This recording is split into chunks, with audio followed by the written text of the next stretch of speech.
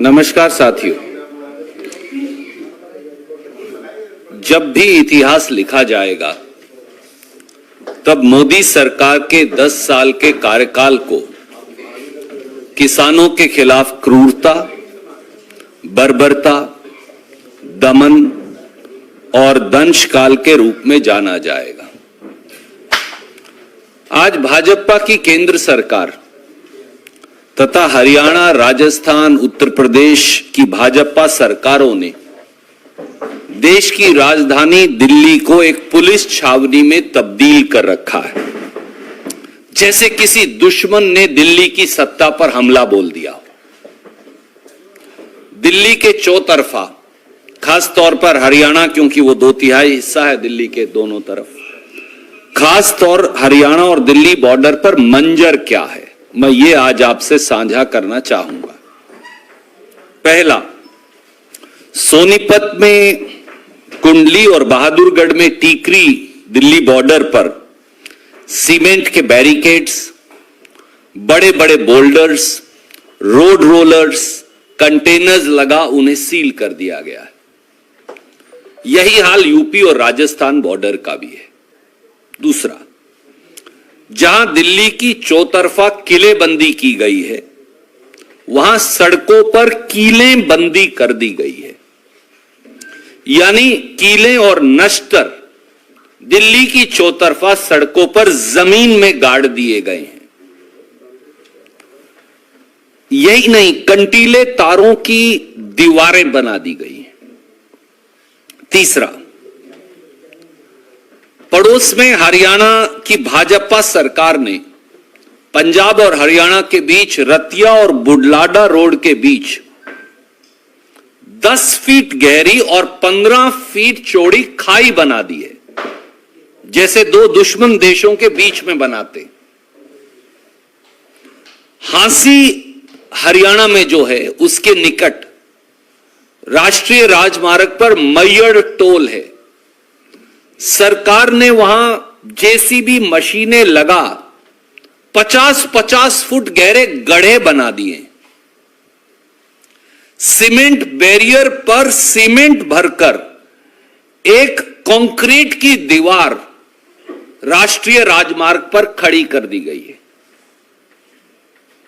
कैथल हरियाणा में खाई खोदकर containers, dumped vehicles, cement barricades वो लगाकर एक पूरी दीवार खड़ी कर दी गई है। चौथा पहलू, पंजाब और हरियाणा के बीच घग्गर नदी है और घग्गर नदी का पुल है, आप सब जानते हैं। उस पुल पर, पूरे पुल पर लोहे के बड़े बड़े कंटेनर्स के साथ साथ कील और नश्तर गाड़ दिए गए। पुल को खोदकर कंटीली तारबंदी कर दी गई है। बड़े बड़े पिलर्स और पुराने वाहन की चेसियां लगाकर पूरा बॉर्डर सील कर दिया गया है, जैसे ये कोई हिंदुस्तान पाकिस्तान का बॉर्डर हो या दो दुश्मन देशों का बॉर्डर हो। पांचवा, पूरे हरियाणा, पंजाब, पड़ोस में दिल्ली से सटे राजस्थान और इधर उत्तर प्रदेश के पड़ोस में दिल्ली से सटे जिलों में इंटरनेट सेवाएं पूरी तरह से बंद कर दी गई हैं, शट डाउन कर दी गई हैं। वो भी तब जब बोर्ड एग्जाम सर पर है और बच्चों को हर रोज आवश्यकता है। दिल्ली के चारों तरफ के जिलों में मौखिक हिदायत दी गई है कि किसी किसान के ट्रैक्टर में 10 लीटर से ज्यादा डीजल नहीं डाला जाएगा। कोई पेट्रोल पंप डाल ही नहीं रहा, अब उन्होंने डीजल डालना ही बंद कर दिया है। मध्य प्रदेश की भाजपा सरकार ने कर्नाटक और दूसरे राज्यों से आ रहे किसानों को जबरन ट्रेन रुकवाकर उतारकर गिरफ्तार कर लिया है। साथियों, चौतरफा जुल्म का आलम है। अन्नदाता किसान की न्याय की हुंकार से डरी मोदी सरकार एक बार फिर 100 साल पहले अंग्रेज द्वारा दमनकारी 1917 के बिहार के चंपारण किसान आंदोलन, 1918 के गुजरात के खेड़ा किसान आंदोलन, 1920-21 के अवध के किसान आंदोलन की दमनकारी नीतियों की फिर याद दिला रही है। दिल्ली की सत्ता में बैठे क्रूर और अहंकारी सत्ताधारियों से हमारा केवल इतना सवाल है। पहला सवाल, क्या देश का अन्नदाता, किसान और खेत मजदूर न्याय मांगने अब देश की राजधानी दिल्ली में नहीं आ सकता? मैं फिर दोहराता हूं, क्या देश का अन्नदाता, किसान और खेत मजदूर न्याय मांगने अब देश की राजधानी दिल्ली में नहीं आ सकता? क्या किसान को दिल्ली की परिधि के 100 किलोमीटर में आने की अब आजादी नहीं रही है न्यू इंडिया में? दूसरा सवाल, क्या सरकार यह मानती और सोचती है कि किसान दिल्ली की सत्ता पर आक्रमण करने आ रहा है या फिर जबरन सत्ता पर कब्जा करना चाहता है?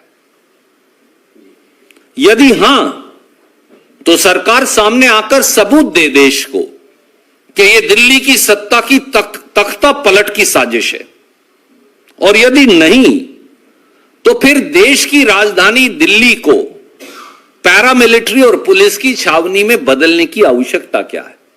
दिल्ली में करोड़ों लोग रोज आते हैं, किसान भी आ जाएंगे, अपना न्याय मांगेंगे। तीसरा, देश का अन्नदाता प्रधानमंत्री और देश की सरकार से न्याय न मांगे तो कहां जाए? जब मुझे न्याय मांगना हो, मैं मेरे प्रधानमंत्री और मेरी सरकार से न्याय ना मांगू तो कहां जाऊं? तो क्या अब न्याय मांगने का कोई रास्ता और तरीका नहीं बचा, सब दरवाजे बंद हैं? यदि हां, तो सरकार यह तो बता दे कि किसान कौन सा दरवाजा खटखटाए, हम वो खटखटा लेंगे।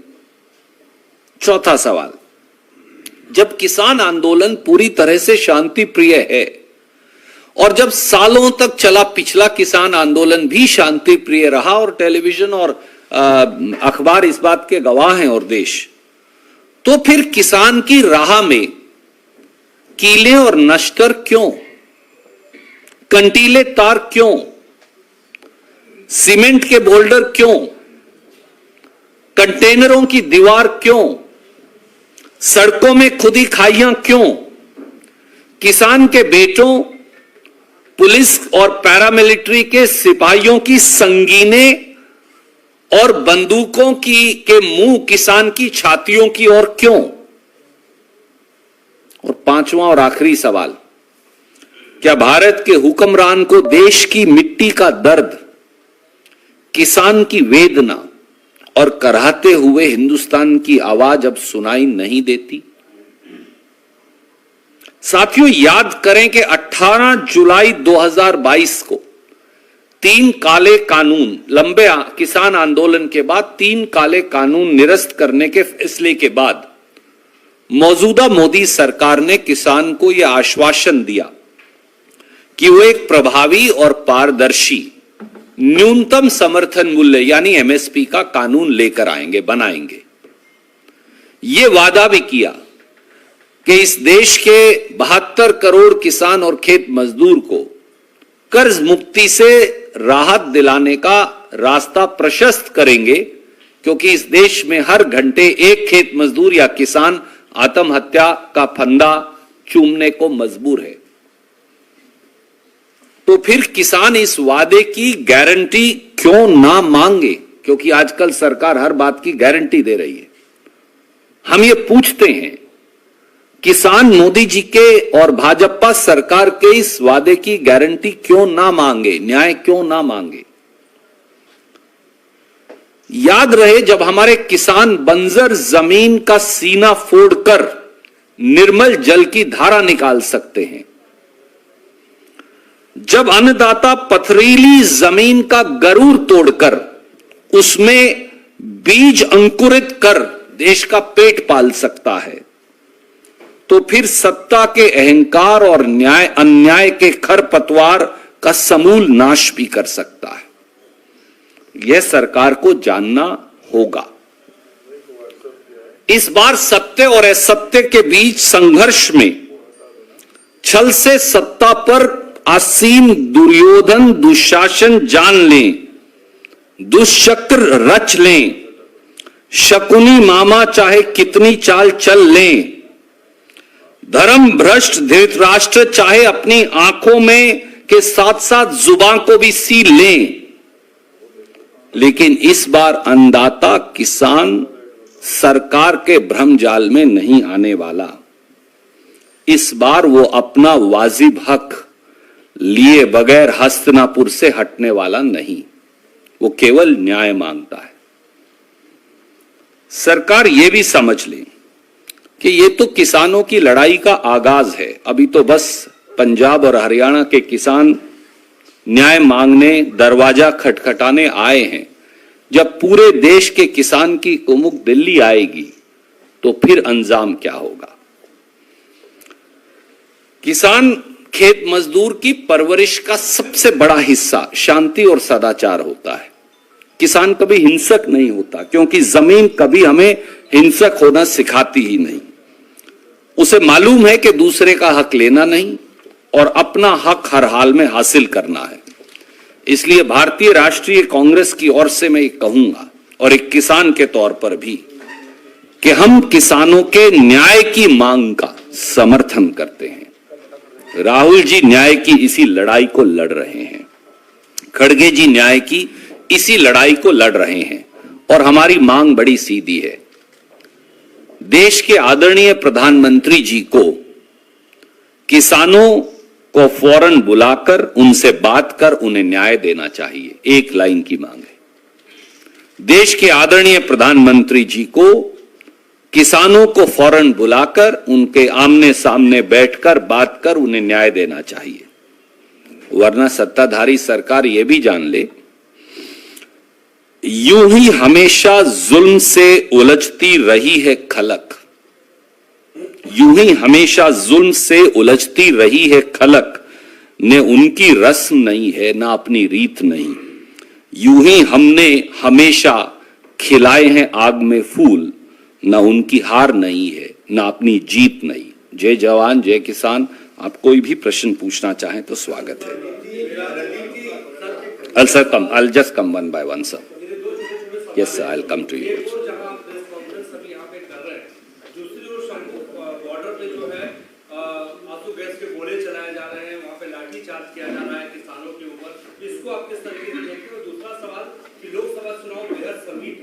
क्या ये माना जाए कि कांग्रेस का मुख्य जो एजेंडा है वो किसान आंदोलन होगा लोकसभा चुनाव? मैं आपके पहले दूसरे सवाल का पहले जवाब दूंगा। भारतीय राष्ट्रीय कांग्रेस के लिए, राहुल गांधी जी के लिए, खड़गे जी के लिए ये एजेंडा नहीं, ये जिंदगी की कसौटी है।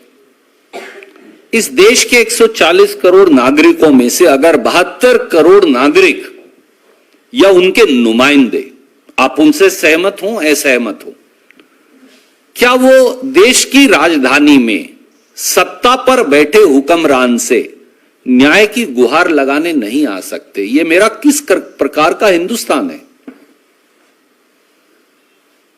दिल्ली के ऊपर किसी ने आक्रमण नहीं कर रखा, दिल्ली पर हमला नहीं हो रहा, दिल्ली पर चढ़ाई नहीं कर रखी किसी ने, यहां कोई विदेशी ताकतों ने दिल्ली पर हमला नहीं बोल रखा। देश का पेट पालने वाला अन्नदाता किसान न्याय की गुहार लगाने, झोली फैलाए प्रेम से, शांति से, सदाचार से दिल्ली के दरवाजे पर दिल्ली के शासक को उसके द्वारा किए गए वादे की याद दिलाने आ रहा है। और वो वादा हमने नहीं किया, वो 18 जुलाई 2022 को मोदी सरकार ने किया था, एमएसपी की गारंटी के कानून का रास्ता प्रशस्त करने का और कर्ज से राहत दिलवाने का। बस इसलिए हमारे लिए ये राजनीतिक एजेंडा नहीं, जीवन की कसौटी है, और ये देश चलाने से और देश के चुनाव से भी बड़ा इशू है, मुद्दा है। क्या आप इस देश के अन्नदाता किसान को अब शूल, नस्तर और कील देंगे? क्या आप उसे सीमेंट की दीवारें देंगे? क्या आप दो देशों के बीच की खुदी खाई देंगे? क्या वो इस देश के नागरिक नहीं? क्या न्याय मांगने का उनको अधिकार नहीं? क्या उनको उनके हिस्से सिर्फ अश्रु गैस, पुलिस की लाठियां, पुलिस की गोलियां, संगीनें बची हैं? क्या दिल्ली की सरकार इस प्रकार से चल पाएगी? केवल ये सवाल हैं जो भारतीय राष्ट्रीय कांग्रेस की ओर से हम इस देशवासियों के जहन में रखना चाहते हैं। Sir, I'll come to you. Him and then I'll come to you. I'll go there. Sir, किसानों की जो इस बार प्रमुख मांग है वो है सभी फसलों पर एमएसपी की कानूनी गारंटी। कांग्रेस का क्या स्टैंड है इस मांग पर? क्या आप ये वादा करते हैं, जैसे आपने कहा कि आप कांग्रेस किसानों की मांग का समर्थन करती है, क्या कांग्रेस को मौका मिला, सरकार बनी तो कांग्रेस एमएसपी गारंटी का कानून बनाएगी? आदरणीय मित्र, ये सवाल आपने मुझसे रायपुर में भी पूछा था, मैं आपको फिर याद दिलाऊंगा। रायपुर डिक्लेरेशन अगर आप पढ़ें तो कांग्रेस पार्टी ने कहा है कि एमएसपी की गारंटी का कानून होना चाहिए, क्यों नहीं। संसद में हमने ये आंकड़े रखे, अगर किसान को एमएसपी नहीं मिल रहा, मैं गेहूं लगाता हूं, मैं तिलहन लगाता हूं, मैं रागी उगाता हूं, मुझे मेरी फसल की कीमत नहीं मिल रही, तो सरकार ने कहा अच्छा हम वो कीमत देने का एक और सिस्टम बनाएंगे जिसे वो बोलते हैं मिनिमम सपोर्ट प्राइस मैकेनिज्म, अंग्रेजी का शब्द है। उसमें पिछली बार 72 करोड़ किसानों के लिए रखे, 2022-23-24 में 40 करोड़ रुपए, यानी 50 पैसे पर किसान से कम, थोड़ा शायद 55 पैसे। आप मुझे बताइए 55 पैसे में आप क्या गारंटी दे रहे भैया? इस बार आपने रखा कितना, 1 लाख रुपया। अब मैं वो तो पैसों में भी नहीं गिन सकता, 72 करोड़ से भाग कर लो। आप किस प्रकार का किसान से व्यवहार कर रहे हैं? ये सरकार की बदनीयती को दर्शाता है। कांग्रेस ने कहा है 23 फसलों की खरीद मेरे मित्र पर एमएसपी निर्धारित होता है इस देश में, आपको तो मालूम है, मैंने पहले भी बताया। और मैंने ये सारे आंकड़े सदन के पटल पर रखे। एक धान की फसल लगभग 50% एमएसपी पर खरीदी जाती है, गेहूं 17% और बाकी सब 1% से कम।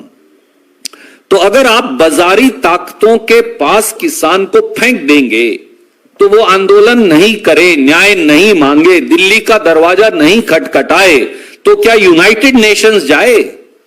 कहां जाए? इस बात का जवाब दे दें। I'll come back to you, sir.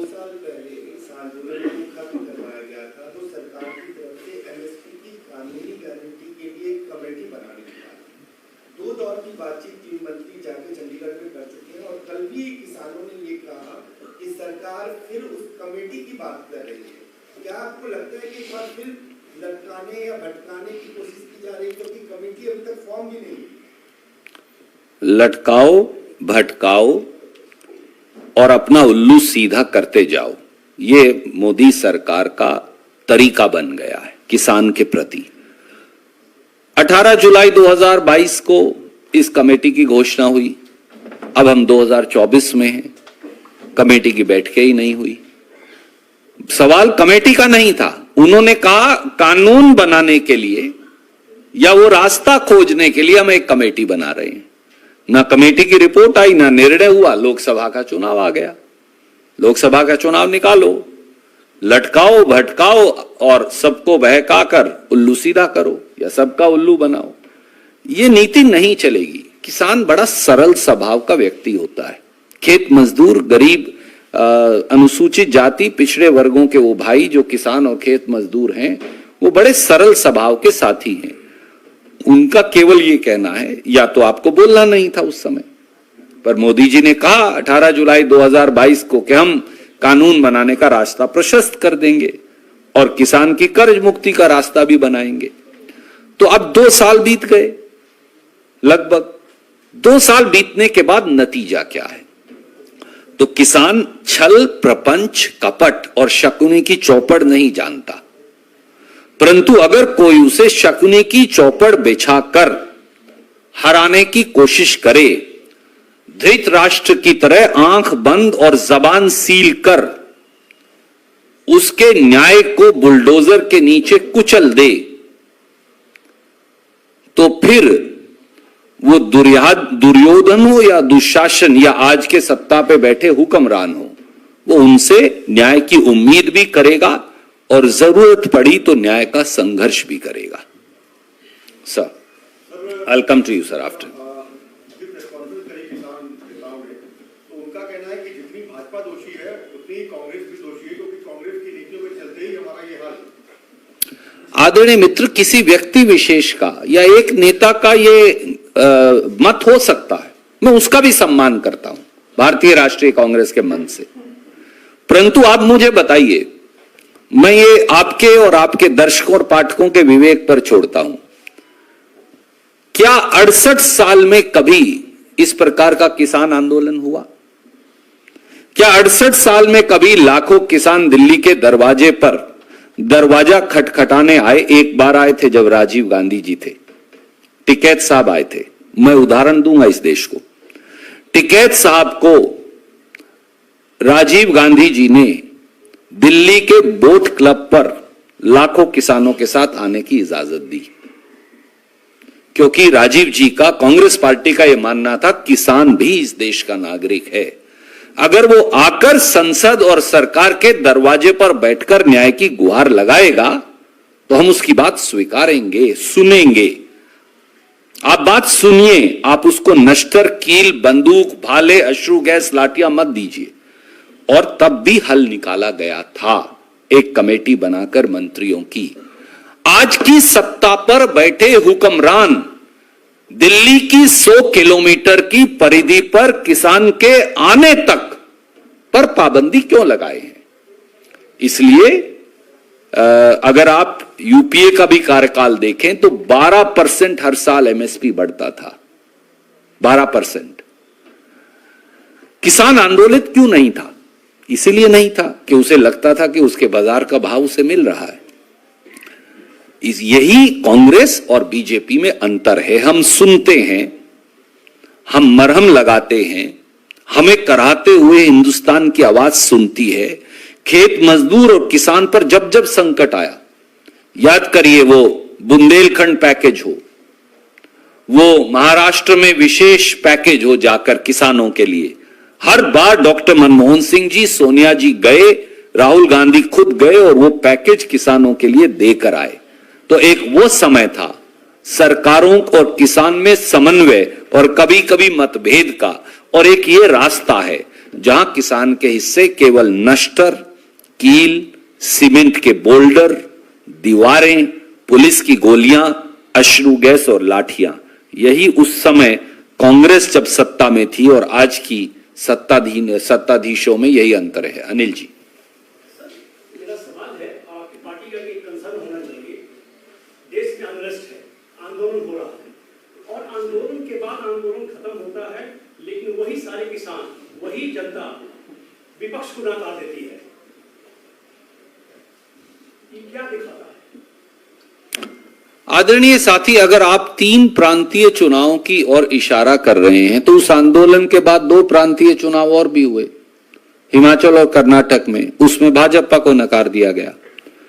इन 3 प्रांतीय चुनाव के साथ 2 चुनाव और भी हुए तेलंगाना में, वहां फिर भाजपा को नकार दिया गया।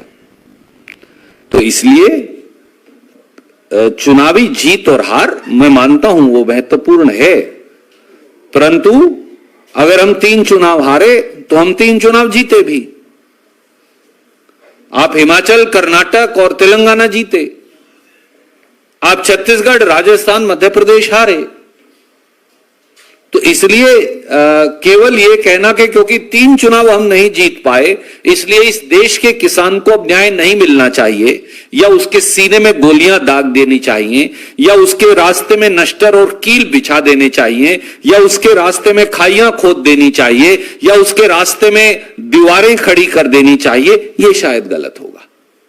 क्योंकि यह लड़ाई वोट की, राजनीति की नहीं, यह लड़ाई देश बचाने की है। Sir, him and then I'll come back to you. Sir, क्या कांग्रेस सरकार से मांग करेगी कि किसानों की मांग पर अध्यादेश लाया जाए? क्योंकि अब तो संसद का सत्र है नहीं, चुनाव की घोषणा होगी, वैसे समाधान के लिए क्या आदरणीय मित्र, हमने एक लाइन की मांग रखी है।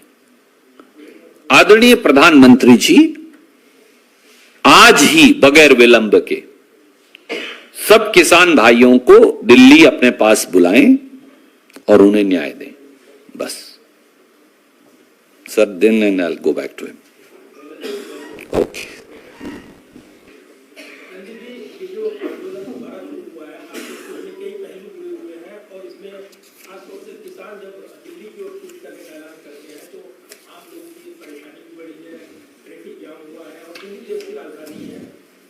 सरकारी कहती है कि ऐसे में जब अराजक माहौल बनने की आशंका हो तो उसको रोकथाम को लेकर प्रयास की जाते हैं और इसलिए कवायद की जाती है। पिछली बार देखा था जब किसान आ गए तो काफी उग्र प्रदर्शन हुआ था, तो क्या ये रोकथाम जरूरी नहीं लगती आपको? क्या इतनी भारी भीड़ कैसे था? आदरणीय मित्र,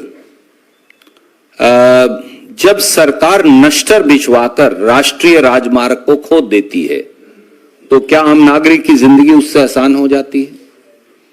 जब सरकार सड़कों के ऊपर सीमेंट के बोल्डरों की दीवार बना देती है तो क्या उससे आम नागरिक की जिंदगी आसान हो जाती है? आप एआईसीसी आए, एआईसीसी के चारों तरफ बैरियर्स लगा रखे हैं, तो आने में भी 5-10 मिनट आपके फालतू लग रहे हैं और पूरी दिल्ली का ट्रैफिक स्लो डाउन हो गया है। क्या उससे आम नागरिक की जिंदगी आसान हो गई है? क्या इस देश के नागरिक को, या तो आप बोलिए अब दिल्ली में कोई नहीं आ सकता, न्यू इंडिया में देश के नागरिक को दिल्ली में आने पर पाबंदी है।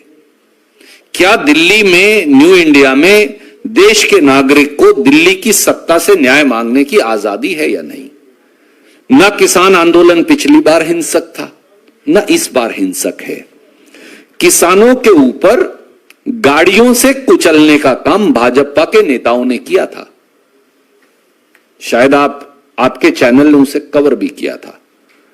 क्या किसान को आप भाजपा के नेता जीप से कुचल दें वो तो राजकता है, और किसान शांति प्रिय ढंग से न्याय मांगे वो अराजकता है?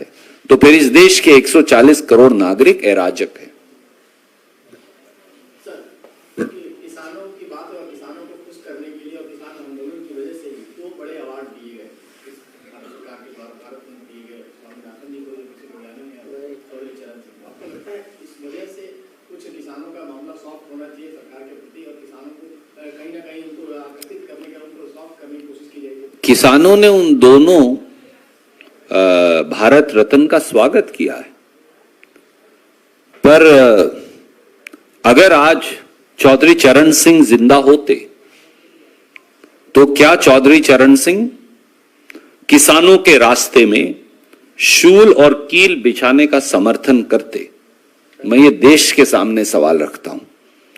अगर आज चौधरी चरण सिंह होते तो क्या वो उन न्याय मांगने की गुहार कर रहे किसानों के साथ खड़े होते, या उस सरकार के खिलाफ जो पुलिस के अश्रु गैस और लाठियां उन किसानों की छातियों पर चलाकर उनको लहूलुहान कर रही है?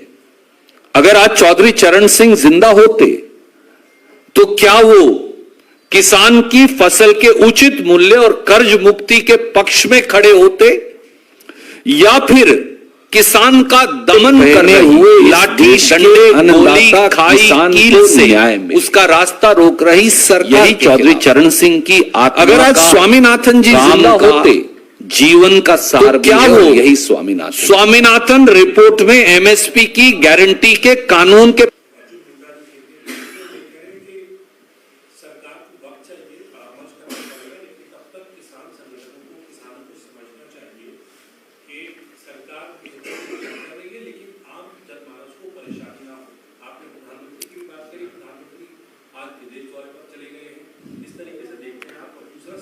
एक मिनट, फिर मैं भूल जाऊंगा। दुर्भाग्य से इस देश में जो कृषि मंत्री अर्जुन जी हैं वो दुर्योधन सा व्यवहार किसानों से कर रहे हैं। काश अपने नाम की ही सीख ले लेते। जब अर्जुन अपने आप को जो लिखता है वो दुर्योधन बन जाए, दुशासन का व्यवहार और धृतराष्ट्र का चरित्र बन जाए, तो फिर देश का किसान न्याय की उम्मीद करे कैसे? 2 साल से किसान यही पुकार तो लगा रहे हैं कि बात करिए, हल निकालिए, परंतु सरकार का काम है लटकाना, भटकाना और किसान को न्याय से झटकाना। ये अब मंजूर नहीं है, केवल किसान ये कह रहा है। दूसरा सवाल आप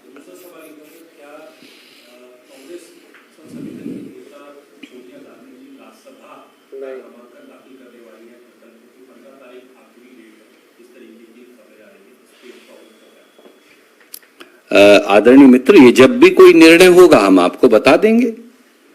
पार्टी इस बारे में, पार्टी के अध्यक्ष निर्णय लेते हैं, तो जब कोई निर्णय होगा मैं आपको बता दूंगा। आज मुझे कोई जानकारी नहीं तो मैं कैसे साझा कर सकता हूं। धन्यवाद।